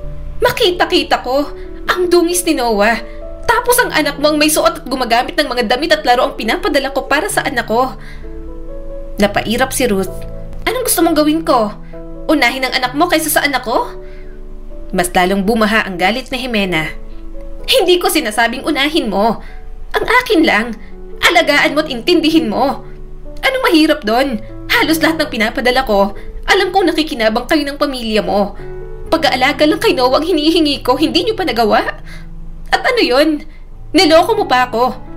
Hindi pa pumapasok ang anak ko sa school. Sabi mo na enroll muna, di ba? Nasaan ang pambayad na binigay ko sa'yo? Umiwas ng tingin si Ruth. Wala na. Binayad ko sa mga utang ng asawa ko. Ginugulo kami. Galit na galit pa rin sa Jimena. Gabi na kaya doon muna sila nagpalipas ng gabi. Pero kinabukasan, talagang sisikapin niya ng maghanap ng ibang matutuluyan kasamang anak niya. Subalit may madidiscover pa siya na mas magpapasidhin ng kanyang galit. Anak, saan mo nakuha tong mga pasa at peklat mo na to? Mariing tanong ni Jimena habang tinititigan ang buong katawan ng kanyang anak. Bakas ang takot sa mga mata ni Noah at umiling. Marahan niyang hinawakan ang braso ng bata. Anak, tumingin ka kay Mama. Sinong may gawa nito sa'yo? Poprotektahan kita. Sabihin mo. Isumbong mo sa akin. Please? Tumulo ang mga luha ni Noah at halos pabulong nang sabihin ang mga salita. Sina Tita Ruth po at saka si Tito Ruben. Parang may sumabog sa mukha ni Jimena. Galit na galit siyang lumabas ng kwarto. Tulog na ang mag-asawang walang hiya. Tiningnan niyang buong bahay, ang mga alam niyang naipundar niya sa pamilya ni Ruth. Walang pakundangang pinagbabasag niya yon sa sobrang galit. Lumabas ng kwarto si Ruth. Hoy! Jimena, anong ginagawa mo? Mga gamit namin yan. Baliw ka na ba? Mga gamit nyo? Nasa pera ko nanggaling. Mabilis siyang kumuha ng kutsilyo at itinutok sa mga ito. Galit na galit siyang sumigaw habang namumuo ang mga luha. Insan, maghunos dili ka nga. Natatakot na saad ni Ruth. Walang hiya kayo. Gigil na gigil si Jimena. Lahat ng inuungot nyo binibigay ko. Basta alagaan nyo lang ang anak ko. Pero bakit nyo sinaktan si Noah? Anong kalaban-laban ng batang katulad niya sa inyo? Mga wala kayong awa. Kaya pala takot na takot si Noah at halos hirap nang magsalita. Kayo pala may kasalanan. Binigyan ninyo ng trauma ang anak ko. Mama, sakit po ng ulo ko. Mahinang sabi ng kanyang anak. Habol ni Jimena ang hininga at mabilis na nilapitan ng kanyang anak. Nasalo niya na ito bago pa bumagsak sa sahig. Mabilis niyang binitiwan ng kutsilyo at pinilit na ginising si Noah. Nang hindi na magising, binuhat niya si Noah at dinala sa ospital. Wala na siyang pakialam kay Ruth at sa pamilya nito. Labis na ang takot at pag-aalala ni Jimena sa namumutla niyang anak. Doc, please. Halos nagmamakaawa na si Jimena. Anong nangyayari? Bakit hindi pa rin siya nagigising? Huminga ng mabagal ang doktor at itinabi ang clipboard na dala. Malubha po ang kalagayan ni Noah. Ang impact sa ulo niya, maaring ba'y accident nangyari. Hindi natin alam dahil hindi nyo rin po alam kung anong eksaktong naging dahilan. Sinasabi nyo po na sinaktan ng anak ninyo. Kaya maaring factor po yun. Kaya nakoma po siya ngayon. Naninikip ang dibdib ni Jimena ngunit nanatili siyang tahimik. Gusto niyang magbayad ang mga gumawa nun kay Noah. Pero ang tanging nasa isip niya lang ay bumuti na ang kalagayan ng kanyang anak. Nagpatuloy ang doktor. Kapag may natamaan sa ulo, lalo na sa ganitong sitwasyon, hindi ito palaging nagpapakita ng mga agarang senyales ng pinsala. Sa kaso ni Noah, maaring naapektuhan siya at nagkaroon ng internal trauma. Kaya po siya hindi nagigising. May kaunting blood clot sa utak po ng anak ninyo. Hindi pa ganun kalala at good thing na madadaan pa po sa surgery yun. Hindi niya na napigilan ng mga luha. Nahihirapan siyang huminga. Hindi niya kayang makitang nahihirapan ng anak niyang si Noah. Pakiramdam niya, kasalanan niya rin kung bakit ganoon ang sinapit ng kanyang anak. Magigising naman po siya, hindi ba? Halos nagmamakaawa niya ng tanong. Malaki po ang chance. Ang kanyang katawan ay maaring mag-react at gumaling. Ngunit kailangan ko pong maging tapat sa inyo. Kung magigising siya, may mga magiging epekto po yun kay Noah. Paliwanag pa ng doktor sa kanya. Nadurog ang puso ni Jimena. Gusto niyang saktan ng sarili dahil naging pabaya siyang ina. Hindi niya matanggap ang nangyari kay Noah. Napabuntong hininga ang doktor. Alam ko pong napakahirap nito. Walang magulang ang may gusto na makarinig ng ganito tungkol sa kanilang anak. Ang utak ay isang maselang organ kaya talagang mas maingat po dapat tayo. Kailangan niyo pong maging handa. Kung magising si Noah, may posibilidad po na masira ang kanyang cognitive functions. Maaring mahirapan po siya sa memory, coordination o kahit sa basic tasks. Maaring hindi na po katulad ng dati ang kanyang buhay. Pero magagamot pa rin naman po yun through therapies. Pakiramdam ni Jimena ay nasubsob siya sa bangin. Ngunit alam niya na hindi siya maaaring sumuko. Hindi niya kayang sumuko kay Noah. Mananatili siya sa tabi nito at gagawin ng lahat para muling maging maayos ang buhay ng kanyang anak. Lahat ng inipon ni Jimena sa pagtatrabaho sa loob ng 3 taon sa abroad, isang iglap na naubos dahil sa pagpapagamot kay Noah. Gayunpaman, wala na talaga siyang pagpipilian pa. Kailangan niya ng humingi ng tulong at isang tao lang ang naiisip niya. Walang iba kundi si Andres. Jimena? Mahigpit siyang niyakap ni Jan at sobrang labis ang pag-aalala sa kanya. Nagulat ako na bukas ang ilaw ng bahay niyo rito. Akala ko may nagmumulto na. Bakit ngayon ka lang umuwi? At bakit ngayon ka lang bumalik? Nasaan ang nanay mo? Bigla kayong nawala. Malungkot siyang napangiti. Wala na si nanay. Bumalik ang sakit niya. Saka ko na lang ikikwento sa'yo lahat pero may balita ka ba kay Andres? Nasa mansyon ba siya ng mga laksamana? Nanlaki ang mga mata ni Jan. Alam mo ba ang pinagdaanan ko sa Andres na yon? Sinapak ako dahil akala niya tinatago kita. Nang makabalik yon, ikaw agad ang unang hinanap. Kung nakita mo lang ang mukha niya nun, halos mabaliw na siya kakahanap sa'yo. Kaso hindi ka niya makita. Alam mo bang balita rito sa atin na nakakita ka daw ng mas mayaman at nakipagtahanan ka? Yun ang balita rito. At tiyak kung yun din ang alam ni Andres. Mapakla siyang tumawa. Sigurado siyang mga magulang lang ni Andres ang nagpakalat ng ganoon. Natatakot siguro ang mga ito na mas patuloy pang maghanap ang dati niyang nobyo sa kanya. Hindi totoo ang chismis sa akin. Pag-amin ni Jimena kay Jan. Tumanggap ako ng pera sa mga magulang ni Andres para maipagamot ang nanay ko. Pero ang kapalit, lalayuan ko si Andres. Kapag nagpakita pa ako ulit, mapapahamak ako. Pero wala na akong pakialam kahit pinagbantaan ako ni Sir Falcon. May anak akong kailangang isipin at kritikal ang kondisyon. Nanlaki ang mga mata ni Jan. Gulat na gulat naman sa kanyang sinabi. Anak? May anak ka na? Huwag mong sabihing anak niyo ni Andres yun. Marahan siyang tumango. Oo, at nasa ospital siya ngayon. Kailangan malaman ni Andres na may anak kami. Kailangan kong humingi ng tulong sa kanya. Wala na akong pera para maipagamot pa ang anak ko. Bakas ang kaguluhan sa mga mata ni Jan. Pero Jimena, balita dito na may girlfriend na si Andres at mamayang gabi na i-anunsyo ang engagement niya dun sa babaeng gusto ng mga magulang niya para sa kanya. Parang may kumurot sa puso ni Jimena. Sinungaling siya kung sasabihin niyang hindi niya na mahal si Andres. Mahal na mahal niya ang binata. Mula noon hanggang ngayon, ama pa rin ni Noah ang tinatangi ng puso ni Jimena. Napakagatlabi siya. Wala akong pakialam. Please, tulungan mo ako. Kailangan kong makausap si Andres. Hindi naman ako magmamakaawang makipagbalikan. Kahit pakasalan niya pa ang babae na gusto ng mga magulang niya, wala na akong pakialam. Gusto ko lang na malaman niya na may anak kami para mabigyan niya ako ng pera at maipagamot ko si Noah. Huminga ng malalim si Jan. Oo, sige may kaibigan ako. Magiging waiter mamaya sa party. Susubukan namin na ipuslit ka sa loob ng mansyon. Takpan mong mukha mo. Baka makita ka ni Sir Falcon, yari ka ron. Damay-damay na tayo rito. Tumango naman si Jimena. Nagplano na nga sila kung paano siya makakapasok sa mansyon ng mga laksamana. Mabuti na lang, maaasahan ng kaibigan niyang si Jan. Nang wala ng tao sa sala, mabilis siyang tumakbo papunta sa itaas. Nanlaki ang mga mata niya nang muntik na siyang makita ng ama ni Andres. Mabuti na lang, nakapasok na siya agad sa kwarto ng dati niyang nobyo. Muntik na siyang mapasigaw nang makita ang hubad na katawan ni Andres. Nagtagpo ang mga mata nila. Wala man lang pakialam ang binata kung nakita niya na ang lahat. Mabilis itong lumapit at pinilipit ang braso niya. Sino kang akyat bahay ka? Mariing tanong nito at mas itinulak pa siya sa pinto. Aray, wait lang. Tama na. Bulalas ni Jimena. Mabilis naman siyang binitiwan ni Andres. Hinarap siya nito at mabilis na tinanggal ang panyo niya sa mukha.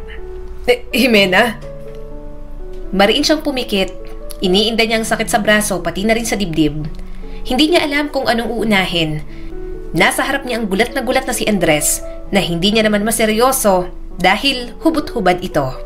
Hindi yun ang inaasahan ni Jimena na magiging reaksyon nila sa muli nilang pagkikita.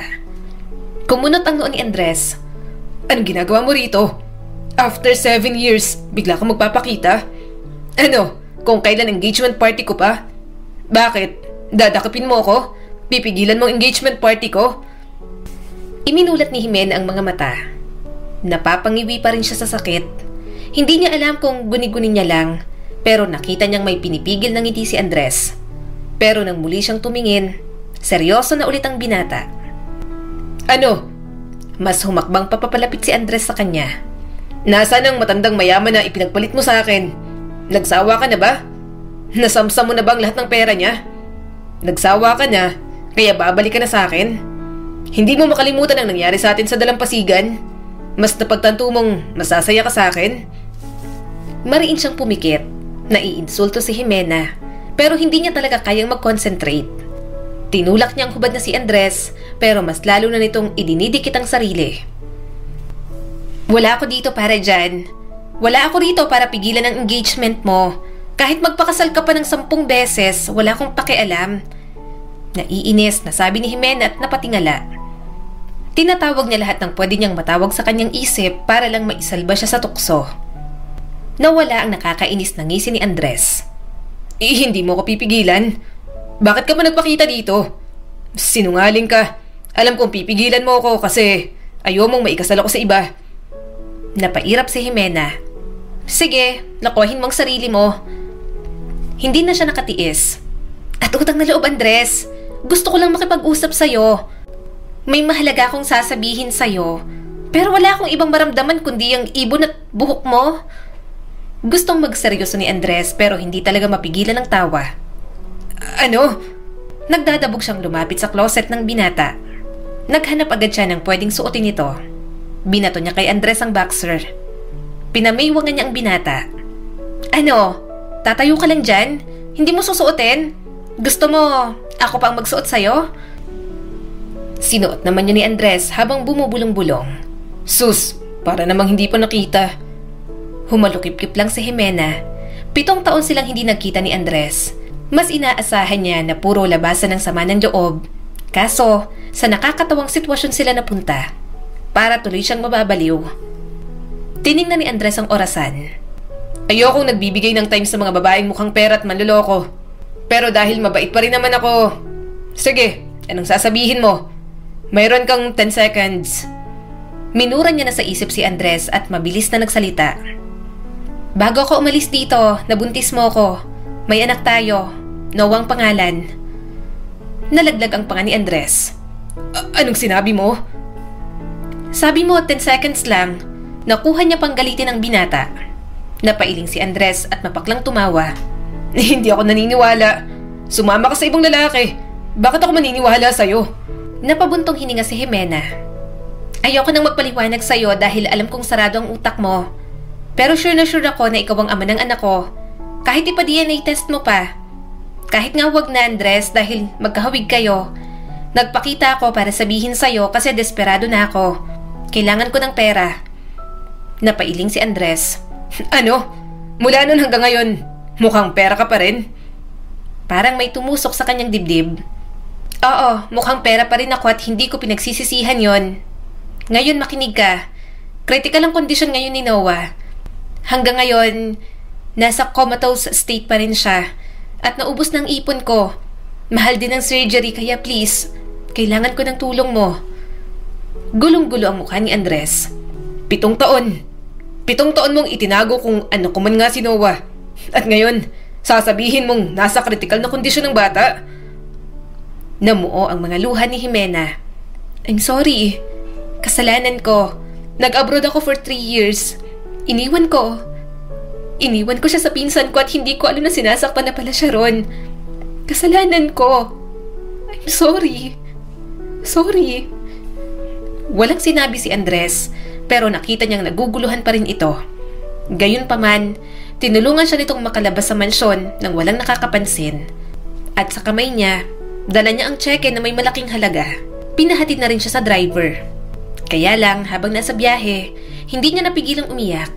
Nakahingi naman si Jimena ng tulong na gawa niyang dapat niyang gawin. Subalit naiisip niya ang engagement party ni Andres. Nasasaktan siya pero wala siyang gagawin kahit ano para pigilan pa. Dahil matagal niya nang natanggap na hindi sila ang para sa isa't isa ni Andres. Gayunpaman, nagulat na lang siya nang makita si Andres sa ospital kahit madaling araw na. Halatang tumakbo ito at nakasuot pa ng puting long sleeves na polo. Nasaan ang anak ko? Tanong ni Andres. Naninikip ang dibdib ni Jimena nang tawagin itong anak si Noah. Nasa ICU. Bukas na gagawin ng surgery. Tumango si Andres at pumasok na roon. Sa pinto, nakita niyang hinahaplos ni Andres ang braso ni Noah. Hindi niya napigilang lumuha. Iniisip niya kung ano kayang pwedeng mangyari kung hinayaan niya si Andres noon na ipaglaban siya. Siguro mahirapan man sila. Hindi mangyayari kay Noah ang sinapit nito. Yun nga lang, kung pinili niya si Andres noon, kaligtasan naman ang kanyang ina ang kapalit. Gusto niyang gumawa ng mga tamang desisyon para sa mga mahal niya sa buhay, pero bakit palagi na lang siyang nabibigo? Sa mga lumipas na araw, pabalik-balik si Andres doon. Sinabi na rin ito na bumili ito ng bahay para sa kanilang mag-ina.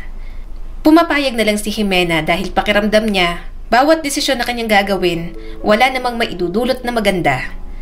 Kumuha ako ng isang kwarto dito sa ospital. Matulog ka muna. Ako ang magbabantay kay Noah. Sabi ni Andres sa kanya. Umiling naman si Jimena. Hindi rin ako makakapagpahinga.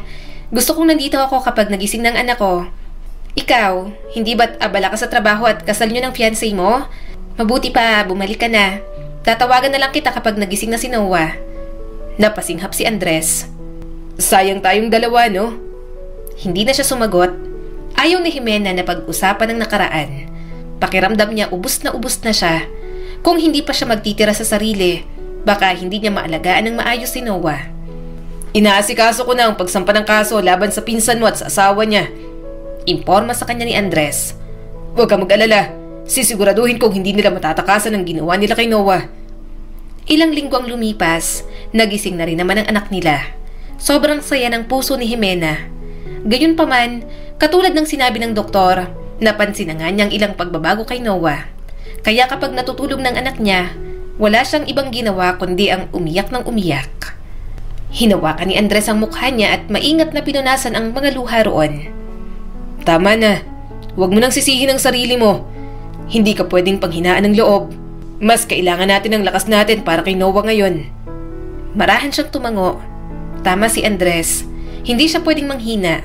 Hanggat nabubuhay siya, gagawin niya ang lahat para alagaan at gabayan si Noah. Nang makauwi sila, sinusustentuhan sila ni Andres. Bumibisita naman palagi ang binata at nakikipaglaro sa anak nila. Kaya kahit paano, tinatawag ni Noah si Andres bilang papa. Sa mga susunod na araw, hindi na muna ako madalas na makakapunta. Maingat na sabi ni Andres. Asikasuhin ang kasal. Marahan siyang tumango. Sige. Napasinghap si Andres at parang may hinihintay pa mula sa kanya. Wala ka bang ibang sasabihin, Jimena? Pinilit niyang umiti. Best wishes? Siguro masaya ako. Masaya ako na ikakasal ka sa mayaman at mas mabuting babae para sa'yo. Sana kahit malaman niyang tungkol kay Noah, hindi yun makaapekto sa inyong dalawa. Namuo ang mga luha ni Andres. Umiwas ng tingin pero muling binalik sa kanya. Bakit? Pilit na pinigilan ni Jimena ang kanyang mga luha. Ikakasal na si Andres. Ayaw niyang malaman ng binata na mahal niya pa rin ito. Mahal na mahal kita nun. Lumandas ang mga luha ni Andres. Sabi ko, ipaglalaban kita. Sinabi ko maghintay ka pero bigla kang nawala. Bakit? Bakit mo ako ipinagpalit? Talaga bang pera lang ang mahalaga sa'yo? Mas mapera bang matandang yun kaysa sa akin? Bumagsak na rin ang mga luha ni Jimena. Tama ka. Pera lang talagang mahalaga sa akin. Mali na sumama ako sa iba. Umalis ako kasi binigyan ako ng mga magulang mo ng pera para layuan ka. Kaya yun, lumayo ako. Mas mahal ko kasi ang pera kaysa sa'yo. Kung ipaglalaban mo ako sa pamilya mo, maghihirap ka kasi itatakwil ka na. Paano kita mamahalin kung wala kang pera? Mas mahal ko nga ang pera mo. Walang nagawa si Andres kundi ang tumalikod at sumakay na sa sasakyan nito. Nang makaalis ito, napahagulgol na lang siya. Nagsisinungaling lang si Jimena. Kailanman ay wala sa kanya kung mayaman o mahirap si Andres. Gusto niya lang talagang itaboy ang binata dahil nararamdaman niyang mahal pa rin siya nito. Ayaw niya na ng gulo. Gusto niyang lumagay na rin sa tahimik si Andres, kasama ang babaeng gusto ng mga magulang nito para dito. Subalit 1 linggo bago ang kasal, nagulat si Jimena nang makita sa labas ng bahay si Andres. Lasing na lasing ito at nakasalampak sa harap ng pinto. Andres, anong ginagawa mo rito? Umuwi ka na sa inyo. Lasing na lasing ka. Sabi ni Jimena at tinatapik ang mukha nito. Namumula ang mga mata ni Andres at tumingin sa kanya. Jimena, ikaw lang ang minahal ko. Ikaw lang ang minamahal ko. Bakit mo ginagawa sa akin to? Sobrang sakit na. Namuo agad ang mga luha niya. Please, tumayo ka muna dyan. Sa loob na tayo. Magpahulas ka muna sa kalasingan mo. Hinawakan ni Andres ang kanyang kamay at inilagay sa pisngi nito. Pigilan mo ako. Pakiusap. Sabihin mong mahal mo pa rin ako. Pigilan mo ang kasal ko. Sabihin mong ayaw mo akong maikasal sa ibang babae. Please. Isa lang. Jimena, isa lang. At walang pagdadalawang isip. Babalik ako agad sa'yo. Hindi niya na napigilan ng mapahikbi. Andres, tama na. Napahikbi na rin ang binata. Mahal na mahal kita. Bakit mo ba ginagawa sa akin to? Huwag mo na akong pahirapan. Inaasikaso ang rehistro ng kasal. Ayoko. Hindi nila ako mapipilit pumirma ron. Nagdadahilan na lang ako. Ayoko kasi hindi mo pangalan ang nakalagay doon. Kaso ayaw nilang mapahiya kaya itutuloy pa rin nila ang kasal pero ayoko talaga. Itakas mo na lang ako. Hindi ko siya gustong pakasalan. Ikaw ang gusto kong maging asawa. Hinampas niya ang dibdib ni Andres. Baliw ka ba? Kapag hindi mo ginawa yun, itatakwil ka nila. Kapag ako ang pinili mo, mahihirapan ka. Mas mahihirapan ako dahil hindi ko naman mahal ang pakakasalan ko. Tumulo na ang mga luha ng binata. Okay lang na maghirap ako. Ayos lang. Kaya ko. Kaya ko magsimula ulit kahit wala sila. Basta nasa akin ka. Basta nasa piling kita at ang anak natin, kayang-kaya kong bumangon ulit. Jimena, lalagpasan ko pa silang lahat. Napayuko si Jimena. Mahal na mahal pa rin kita, Andres. I'm sorry. Patawarin mo ako sa lahat ng nagawa ko. Tinanggap ko ang pera kasi may sakit si nanay. Hindi ko alam kung anong gagawin ko. At natakot ako sa kung anong kayang gawin ng tatay mo. I'm sorry dahil naging duwag ako. Kaya mo kong ipaglaban pero ako hindi ko kaya. Hindi ko kayang tumayo sa tabi mo habang ipinaglalaban ako. Mahigpit siyang niyakap ni Andres. Wala akong pakialam. Poprotektahan kita. Poprotektahan ko kayo ng anak natin. Hindi mo kailangang lumaban dahil ako nang lalaban para sa inyong dalawa. Please, tanggapin mo ako ulit. Mahal na mahal kita. Marahan siyang tumango at gumanti ng yakap. Parang may natanggal na tinik sa dibdib ni Jimena. Sa wakas, muli niya na ulit nayakap ang lalaking minamahal niya. Simple lang ang kasal nila ni Andres. Pinangakuan na lang siya nito na isusunod ang kasal sa simbahan. Ginawa nila yon para kapag humarap sila sa mga magulang ni Andres, wala nang magawa ang mga ito. At katulad ng inaasahan, itinakwil na nga si Andres ng mga laksamana. Gayunpaman, may nabiling lupa si Andres. Pinag-aralan nito ang pagpa-farm at sa awa ng Diyos, lumago iyon at nagkaroon sila ng malaking hasyenda. Natutuwa ako kay Ariela, mahal. Sabi ni Andres habang tinatanaw nila ang anak ni Mang Edwin. Kahit alam niyang 16 na ang anak natin at malaki na para maglaro, nakikipaglaro pa rin siya. Sana kapag nasa hustong gulang na si Noah, silang magkatuluyan na, no? Nanlaki ang mga mata ni Jimena. Tumigil ka nga dyan. Bata pang anak natin. Isa pa, bata pa rin niyang si Ariela. 7 taon ang agwat nila. Mukhang malabo. Yumakap mula sa likod si Andres. Pero sana makahanap ng babaeng magmamahal sa kanya si Noah, no? Sana kahit ganyan ang kanyang kondisyon, may isang tao pa rin na tatanggap kung sino siya. Kapag wala ka nang mahanap para sa anak natin, si Ariela na lang ang ipagkasundo natin sa kanya. Ligawan na agad natin si Mang Edwin habang maaga pa. Sa tingin mo, pagtanda. Pero kung magmamahal naman si Noah, hindi naman natin siya pipilitin sa arranged marriage. Gusto ko lang makasiguro na sa mabuting babae siya mapupunta. Natawa na lang si Jimena. Hindi niya pa masyadong iniisip yon. Marami pang mangyayari. Pero katulad ng hinahangad ni Andres, sana nga ay katulad ng ugali ni Ariela ang mapangasawa ng anak nila sa hinaharap. May biglang peking umupo sa likuran. Handa na po ang sasakyan doon, Andres. Natawa ulit si Jimena nang makita si Jan, ang kaibigan niyang butler na ng pamilya nila. Dito nagsimula ang pagtawag ng Don kay Andres at Donya naman sa kanya. Inis na inis ng asawa niya pero ayaw pa ring tumigil. At walang patawad ang mga kalokohan ni Jan na pati si Noah dinadamay na. Mama, gusto ko na po mag-asawa. Saad ni Noah sa kanya. Napasinghap naman siya. Bakit naman? Nagtataka siya. 21 pa lang ng panahong yun si Noah. Alam niyang adult na ito pero hindi niya maisip kung bakit sasabihin nito yon. Inosenteng umiti si Noah at tumingin kay Jan. Sabi po ni Butler Jan, kailangan ko na raw po mag-asawa. Nanonood po kami ng Bold. Padabog na tumayo si Andres at masama na ang tingin kay Jan. Unti-unti na namang tumatakbong palayo ang kaibigan niyang si Raulo. Napailing na lang si Jimena. Kinausap niyang kanyang anak.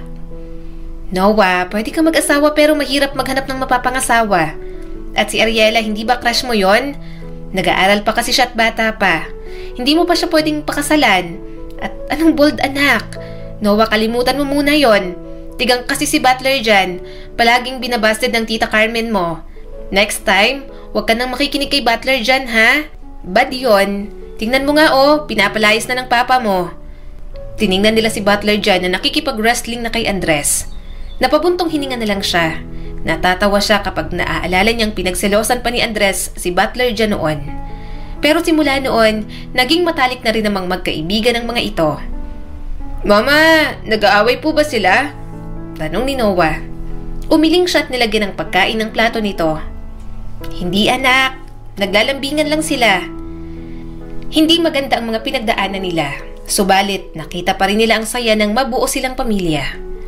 At kahit magulo at mahirap, walang problema dahil pagmamahal pa rin ang nagpapanatili sa kanila. Ang kwentong ito ay nagpapaalala sa atin na sana ay gustuhin nating ipaglaban ang iba't ibang klase ng pag-ibig kesa mabuhay ng walang pagmamahal sa ating mga puso. Muli, ito po si Skylar Guro at sana may bago na naman kayong natutunan sa kwento natin ngayon. Maraming salamat po.